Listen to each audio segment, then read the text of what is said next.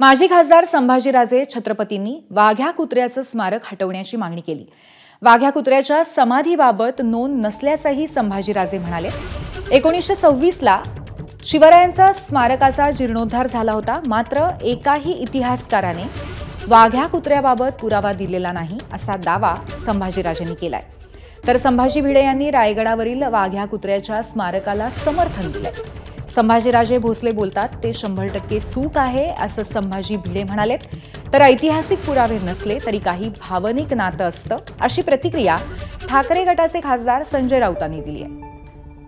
की वाघ्या कुत्र हे त्यांच्या प्रोटेक्टेड साईट सुरक्षित स्मारकामध्ये कुठेही नोंद नाहीये। आता हे वाघ्या कुत्र्याचं स्मारक हे 1936ला पूर्ण झालं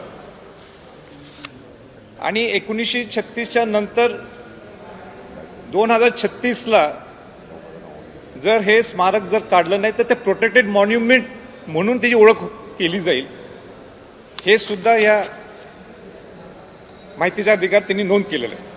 कुठल्याही ऐतिहासिक संदर्भ नाहीये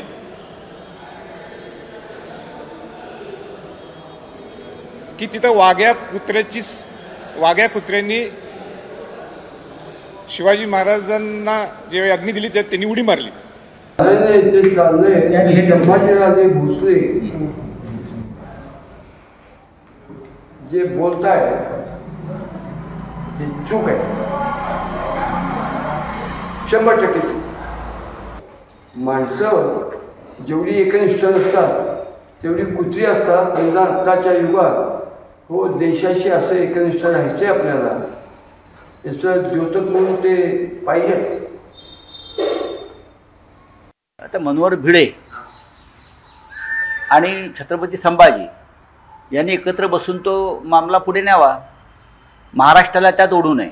इतिहासामध्ये काही दाखले काही संदर्भ असतात ते इतक्या वर्षानंतर ते त्याचं खोदकाम करणं कोणी असेल तितकंसं योग्य नाही असं मला वाटतं। लोकांनी काही संदर्भ स्वीकारलेले असतात, भावनिकदृष्ट्या स्वीकारलेले असतात, जरी त्याला ऐतिहासिक पुरावे कदाचित नसतील पण भावनिकदृष्ट्या ते स्वीकारलेले आहेत। त्याच्यामुळे आता ज्येष्ठ इतिहासतज्ञ बखरकार मनोहर भिडे ते आणि आमचे माननीय छत्रपती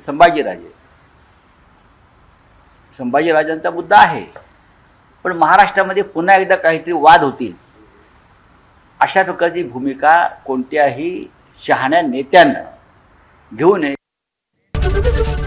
एबीपी माझा, उघडा डोळे बघा नीट।